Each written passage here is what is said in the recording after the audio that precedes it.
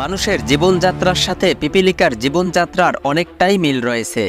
প্রিয় সুধী, 1400 বছর পূর্বে থেকে পিপীলিকার জীবনযাত্রা সম্পর্কে পবিত্র কোরআনে এমন সব তথ্য রয়েছে যা বিজ্ঞান মাত্র কয়েক বছর পূর্বে আবিষ্কার করতে সক্ষম হয়েছে। বিস্তারিত জানতে পুরো আলোচনাটি শুনুন এবং বন্ধুদের সাথে শেয়ার করে কোরআনের মুজিজা জানার সুযোগ করে দিন। পিঁপড়ে সংক্রান্ত পবিত্র কোরআনের আলোচনা বোঝার জন্য আমাদের প্রথমে পিঁপড়ে নিয়ে দুই এক কথা জেনে নিতে হবে। আর তা হলো, আমাদের জীবনযাপন আর পিঁপড়াদের জীবনযাপন প্রায় কাছাকাছি। মানুষের লাইফস্টাইল যেমন হাজার রকমের, পিঁপড়েরও ঠিক তেমনই। অর্থাৎ আমাদের লাইফস্টাইল আর আমেরিকানদের লাইফস্টাইল সম্পূর্ণ দুই রকম। আবার আফ্রিকানদের সাথে রাশিয়ানদের লাইফস্টাইলের কোনো মিল নেই।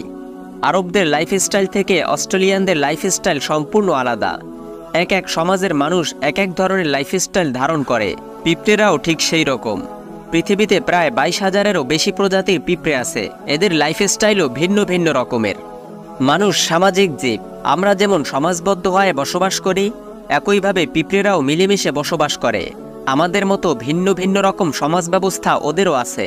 আমাদের মধ্যে যেমন ছোট বড়, মালিক শ্রমিক, কর্তাকর্মী ইত্যাদি শ্রম বিভাজন আছে, ওদের ভিতরেও শ্রম বিভাজন আছে। তবে পিঁপড়েরা সব ফেরেশতা নয়, ভালো খারাপ ওদের মধ্যেও আছে। ওরা আলাদা আলাদা কলোনিতে সংঘবদ্ধভাবে জীবনযাপন করে। এক কলোনির পিঁপড়ে সুযোগ পেলে অন্য কলোনির খাবার দাবার চুরি করে, অন্যের উপর আক্রমণও করে। শাস্তি থেকে বাঁচতে মাঝে মধ্যে গা ঢাকাও দেয়। ওইটুকুন পিঁপড়ে সাইজে ছোট হলেও অনেক দিক থেকে আমাদের চেয়ে ঢের বেশি। অর্থাৎ আমরা দুটি পা নিয়ে চলাফেরা করি, সেখানে পিঁপড়ের আছে 6টি পা। আমাদের শরীর একটা পাকস্থলী দিয়ে তৈরি, অথচ পিঁপড়ের আছে দুইটি পাকস্থলী। একটা দিয়ে নিজে খায়, বাকিটায় অন্যদের জন্য খাবার রাখে। আর পিঁপড়ের ভার উত্তোলনের ক্ষমতা তো কল্পনাই করা যায় না। ওরা ওদের দেহের 10 থেকে 100 গুণ পর্যন্ত ভারী বস্তু বহন করতে পারে। মনে করুন আপনার ওজন 70 কেজি। আপনার যদি পিঁপড়ের মতো যোগ্যতা থাকতো, তাহলে রাস্তায় হঠাৎ আপনার বাইক অকেজো হয়ে গেলে বাইকটাকে এক হাতে ঝুলিয়ে হেলে দুলে দিব্যি বাসায় নিয়ে আসতে পারতেন। আপনি ভাবতে পারেন, এত ভারী জিনিস মাথায় তুলতে গেলে তো আপনি দমবন্ধ হয়ে মারা যাবেন। কিন্তু পিঁপড়ের দমবন্ধ হওয়ার কোনো আশঙ্কা নেই, কেননা পিঁপড়ের তো ফুসফুসেই নেই। নিঃশ্বাস নেওয়ার জন্য ওদের সমগ্র শরীরে অসংখ্য ক্ষুদ্র ক্ষুদ্র ছিদ্র আছে। সেগুলো থেকে ওরা অক্সিজেন নেয়, আবার সেখান দিয়েই কার্বন ডাই অক্সাইড ছাড়ে। এতটুকু একটা পিঁপড়ের দেহে কয়েক ডজন অঙ্গ প্রত্যঙ্গ আছে। এদের প্রত্যেকটা অঙ্গ প্রত্যঙ্গই অবাক করা কাজ করে থাকে। যেমন ওদের মাথার সামনের ভাগে 2টি অ্যান্টেনা থাকে। ওটা দিয়ে চলাফেরার সময় ওরা নির্দিষ্ট কলোনির পিঁপড়াকে চিনতে পারে। শারীরিকভাবে কুশলাদি বিনিময় করতেও ওরা এই অ্যান্টেনা ব্যবহার করে। খাবারের সন্ধানে বের হলে যাওয়ার পথে ওরা ফেরোমন নামে এক ধরনের পদার্থ ফেলতে ফেলতে যায়। যখন খাবার খুঁজে পায় তখন সংকেত দেয়, আর কলোনির অন্য পিঁপড়েরাও ওই ফেরোমন অনুসরণ করতে করতে খাবারের জায়গায় পৌঁছে যায়। অবশ্য সব পিঁপড়ে খাবার জোগাড় করার কাজ করে না, প্রত্যেকের আলাদা আলাদা দায়িত্ব আছে। এটা বুঝতে হলে ওদের জন্ম থেকে হিসাব করতে হবে। পিঁপড়ের জন্মগ্রহণ প্রক্রিয়া তা আবার বড় ধরনের অবাক করা কাণ্ড। পিঁপড়েরা যখন জন্মগ্রহণ করে তখন ওদের মধ্যে কিছু থাকে পুরুষ পিঁপড়ে, আবার কিছু থাকে রানী পিঁপড়ে, আর কিছু থাকে নারী পিঁপড়ে। লিঙ্গগতভাবে রানী আর নারী পিঁপড়ে এক হলেও কাজের দিক থেকে ওরা এক নয়। একটা পিঁপড়ের কলোনিতে রানী পিঁপড়ের পরিমাণ খুবই কম, কখনো বা মাত্র একটা। এরা সবসময় বাসার ভিতরেই থাকে। বাকি যত পিঁপড়ে সবই নারী কর্মী। কলোনির সব কাজকর্ম এই নারী পিঁপড়েকেই করতে হয়। খাবার সংগ্রহ, রানীর খেদমত, কলোনির সুরক্ষা, হাটবাজার করা সব এই নারী পিঁপড়েই করে থাকে। আর পুরুষ পিঁপড়ের ব্যাপারটা সম্পূর্ণ ভিন্ন। জন্মের পর রানী আর পুরুষ পিঁপড়ে পাখাসহ বেড়ে ওঠে। প্রাপ্তবয়স্ক হওয়ার পর শারীরিক মিলনের জন্য এরা কলোনি থেকে উড়ে বেরিয়ে যায়। এরপর উড়ন্ত অবস্থায় শূন্যেই এদের শারীরিক মিলন হয়। সবচেয়ে মর্মান্তিক ব্যাপার হলো, এই মিলনের পরপরই পুরুষ পিঁপড়েটা নিচে পড়ে গিয়ে মারা যায়। তবে বেঁচে যায় রানী পিঁপড়ে। কিন্তু বেঁচে গেলেও ওরার জন্য শরীরে যে 2টি পাখা ছিল তা শরীর থেকে ঝরে যায়। এরপর রানীর পেটে ডিম আসে। একবার শারীরিক মিলনের পর পেটে আজীবন ডিম আসতে থাকে। দ্বিতীয়বার শারীরিক মিলনের দরকার হয় না। ডিম আসার পর পিঁপড়ে মাটির নিচে বাসা বাঁধে। এক পর্যায়ে ডিম পারে, ডিম লার্ভায় পরিণত হয়। এরপর সেটা আবার টিউবায় রূপান্তর হয়। এবং সবশেষে টিউবা থেকে হাজার হাজার পিঁপড়ের জন্ম হয়। প্রিয় সুধী, এতক্ষণ আমরা পিঁপড়ের জীবন সংক্রান্ত বৈজ্ঞানিক কিছু তথ্য জানলাম। চলুন এবারে এই তথ্যগুলো কোরআনের সাথে মিলিয়ে নেই। আর এজন্য আমরা পবিত্র কোরআনে পিঁপড়ে সম্পর্কে যে সূরা অর্থাৎ সূরা নামলের 17 এবং 18 নং আয়াতের দিকে লক্ষ্য করব। এই আয়াতে বলা হয়েছে সুলাইমানের সামনে তার সেনাবাহিনীকে সমবেত করা হলো, জিন, মানুষ ও পক্ষীকুলকে। অতঃপর তাদের বিভিন্ন দলে বিভক্ত করা হলো।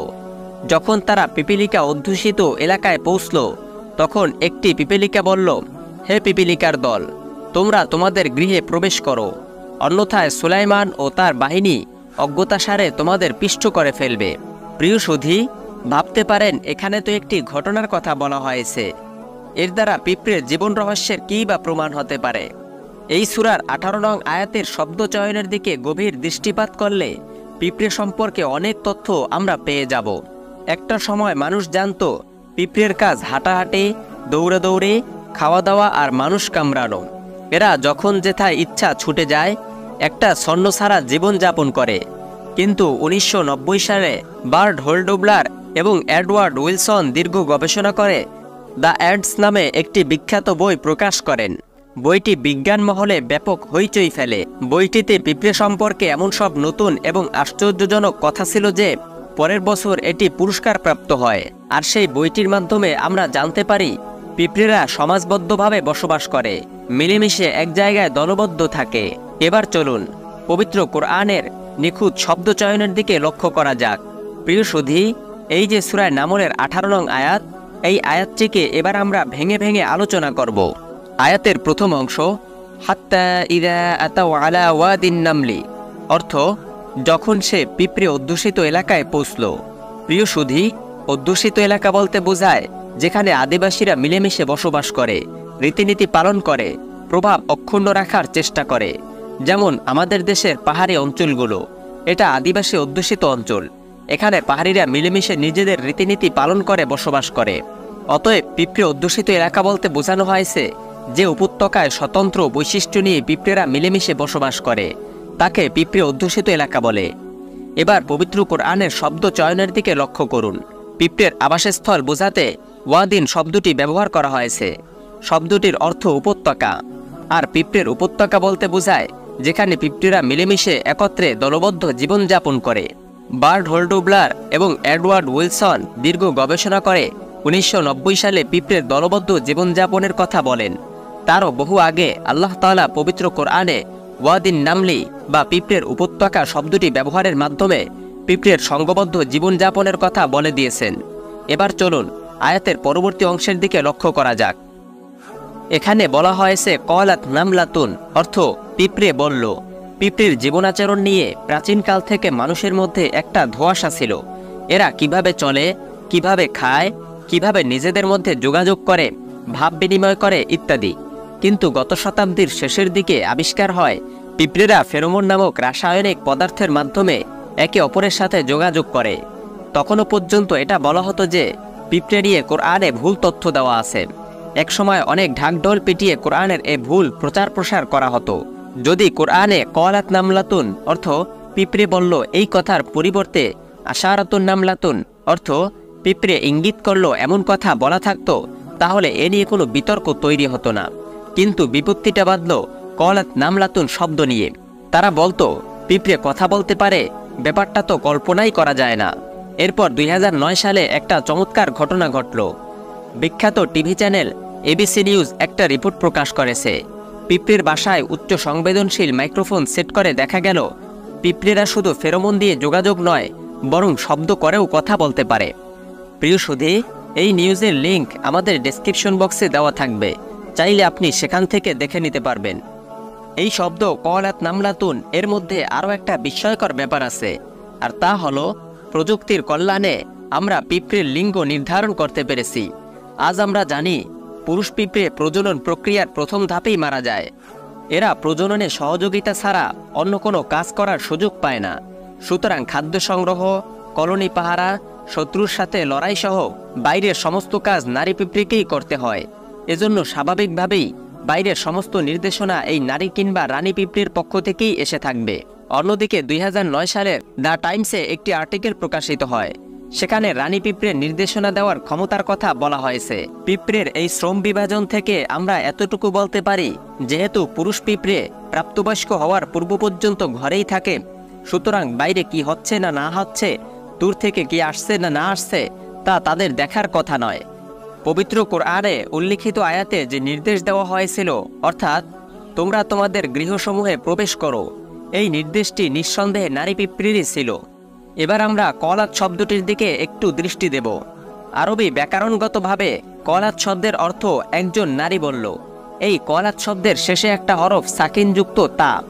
যদি এই সাকিনযুক্ত তা না থাকতো তাহলে অর্থ হতো একজন পুরুষ বলল। প্রাচীন যুগ মধ্যযুগ পার করে এলেও এই তা হরফটা না থাকলে বিজ্ঞানের এই যুগে এসে কোরআন ভুল বলে প্রমাণিত হতো। অথচ ভেবে দেখুন কতটা নিখুঁত শব্দ চয়নের মাধ্যমে আল্লাহ তাআলা এখানে নারী পিঁপড়ের কথা বলার প্রসঙ্গ উপস্থাপন করেছেন। সুবহানাল্লাহ। আরবি ব্যাকরণে ক্রিয়াপদ স্ত্রীবাচক হলে নামপদও স্ত্রীবাচক হয়। এখানে লক্ষ্য করলে দেখা যাবে কলাত শব্দটি একটি স্ত্রীবাচক ক্রিয়াপদ। এরপর আল্লাহ তাআলা পুরুষবাচক নামলুন শব্দ ব্যবহার না করে স্ত্রীবাচক নামলাতুন শব্দ ব্যবহার করেছেন, অর্থাৎ কথা বলার কাজটি এখানে নারী পিঁপড়েই করেছে।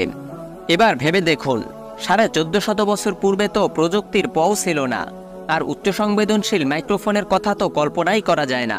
তাহলে কোরআনে কিভাবে বলা হলো পিঁপড়েরা কথা বলতে পারে আর বাইরের নির্দেশনা নারীর মাধ্যমেই আসে? চলুন এবার সামনের দিকে আগাই। আরবিতে বুদ্ধিমান বিবেকবান জ্ঞানসম্পন্নদের সম্বোধন করতে ইয়া আইয়ুহা শব্দটি ব্যবহার করা হয়, আর এখানে পিঁপড়ের ক্ষেত্রেও একই শব্দ ব্যবহৃত হয়েছে। ভাবতে পারেন পিঁপড়েরও কি বিবেক বুদ্ধি আছে? হ্যাঁ, পিঁপড়েরও বিবেক বুদ্ধি আছে। পিঁপড়ের বুদ্ধি আছে বলেই মানুষ পৃথিবীতে আসারও 5 কোটি বছর আগে থেকে পৃথিবীতে পিঁপড়ে টিকে আছে। ওরা সংগৃহীত শস্য ভিজে গেলে শুকাতে দেয়, আর সেটা যাতে অঙ্কুরিত না হতে পারে সেজন্য শস্যের মূল কেটে দেয়। ওদের বিচক্ষণতা অনেক ক্ষেত্রে মানুষের চেয়ে বেশি। কোনো কোনো প্রজাতির পিঁপড়ে রোগাক্রান্ত হলে বুঝতে পারে যে সে হয়তো আর বাঁচবে না। তার রোগ যাতে অন্য পিঁপড়েদের মধ্যে সংক্রমিত না হয় সেজন্য সে কৌশলে কলোনি ছেড়ে দূরে চলে যায় এবং কলোনির বাইরেই একাকী থাকা অবস্থায় মৃত্যুবরণ করে। প্রিয় সুধী, আমরা এতক্ষণ জানলাম নারী পিঁপড়েরাই বাইরের কাজ করে। যেহেতু এদের কোনো ডানা নেই তাই এরা মাটিতেই হাঁটাহাঁটি ও দৌড়াদৌড়ি করে বেড়ায়। এখন এদের যদি কোনো বিপদ আসে তাহলে অবশ্যই এরা মাটি কিংবা বালির মধ্যে ঢুকে পড়বে। যেহেতু বিপদ আসছে আর এরা উড়তেও পারবে না, দৌড়েও বেশি দূর এগোতে পারবে না, সেজন্য প্রয়োজন নিরাপদ কোথাও ঢুকে পড়া। লক্ষ্য করে দেখুন পবিত্র কোরআনের আয়াতটি, ইয়া আইয়ুহান নামলু দুখুলু মাসাকিনাকুম। এখানে উদখুলু শব্দটি ব্যবহার করা হয়েছে, যার অর্থ তোমরা প্রবেশ করো বা ঢুকে পড়ো। যদি এখানে দৌড় দেওয়া শব্দ ব্যবহার হতো তাহলে কোরআন হতো অযৌক্তিক। উড়াল দেওয়ার কথা বলা হলে কোরআন হতো অবৈজ্ঞানিক। অথচ আল্লাহ তাআলা কি চমৎকারভাবে উদখুলু শব্দটি ব্যবহার করেছেন। অক্সফোর্ড ওয়াইল্ড ওয়েবসাইট অনুযায়ী পিঁপড়েরা মাটির নিচে কলোনি তৈরি করতে পারে। কোনোটায় রানী থাকে, কোনোটায় ডিম ও লার্ভা থাকে, কোনোটায় খাদ্য মজুদ থাকে, আবার কোনোটায় কর্মীরা থাকে। এর দ্বারা বোঝা যায় পিঁপড়ের কলোনিতে একাধিক ঘর থাকে। তাহলে বিপদ এলে অবশ্যই এরা সেই ঘরগুলোতে ঢুকে পড়বে। আর পবিত্র কোরআনে উল্লেখ রয়েছে উদখুলু মাসাকিনাকুম। এখানে এই শব্দ দুটি বহুবচনে ব্যবহৃত হয়েছে, যার অর্থ তোমরা তোমাদের ঘরসমূহে প্রবেশ করো। বর্তমানে আমরা যেমন পিঁপড়ের একাধিক ঘরের কথা জানি, একইভাবে পবিত্র কোরআনও পিঁপড়ের একাধিক ঘরের কথা বলেছে। পিঁপড়ে যেই কাজ যেইভাবে করে কোরআনও সেই কাজের কথা ঠিক সেভাবেই উল্লেখ করেছে। সুবহানাল্লাহ। প্রিয় সুধী, আল্লাহ তাআলা আমাদের সকলকে আল কোরআনের জ্ঞান দান করুন। আজ এ পর্যন্তই। আমাদের চ্যানেলে নতুন হয়ে থাকলে সাবস্ক্রাইব করুন। ভিডিওটি ভালো লাগলে লাইক, কমেন্ট ও শেয়ার করে অন্যদের দেখার সুযোগ করে দিন। আসসালামু আলাইকুম ওয়া রাহমাতুল্লাহ।